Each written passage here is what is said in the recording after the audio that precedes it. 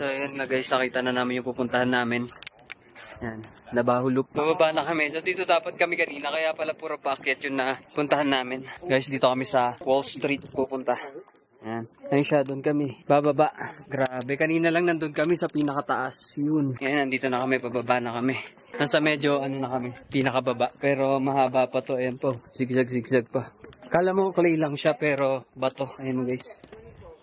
Matigas siya na bato. May yukuan din pala dito. So papasok kami dito guys. Oh, kailangan natin yung muko. Guys, nandito na kami sa baba. Yun siya kalalaki. So, konting babaan na lang. Ayun na lang. Bato? Kasi na po tayo tumira dito. Grabe. Iba yung lamig dito sa ilalim. Para kang nasa loob ng ref. Para sa taas. Kasi naiipit yung hangin dun eh. Ang ganito? Sure? Hindi. Diba iikot tayo? Alam mo yung maiikot tayo doon sa pinunta nating art gallery na simulation lang. Iko-connect ko yun yung transition tapos nasa totoo na tayo. Hanggang kakalabasan ng video ko. Yung mga tao. Sa paligid tayo, titingin na 1, 2, go. Okay na. Nung medyo tinap ko tong bato dito, ayan. May part siya na malambot.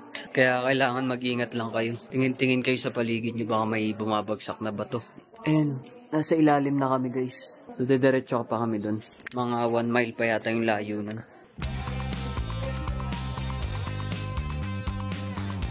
So guys, dito sa pagitan ng mga rock formation na to, merong puno. Ayan, isang malaking puno. Ayun siya. Bababa pa kami doon, banda ron.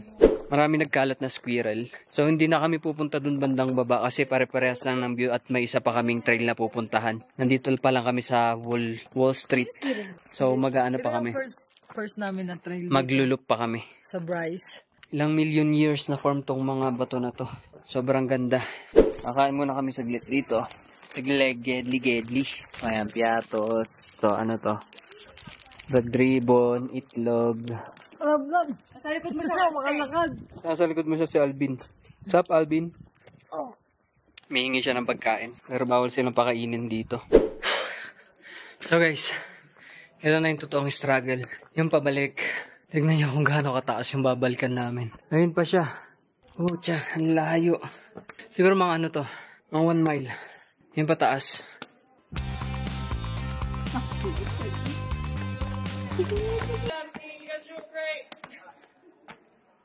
So, next trail namin guys ito sa Nabahulop.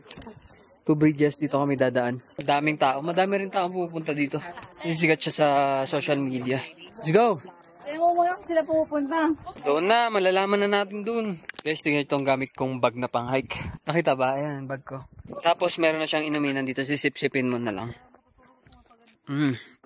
Pero kailangan hugasan nyo na mabuti itong lalagyan ng tubig. Kasi maglalasa ang plastic pag di nyo hinugasan na mabuti.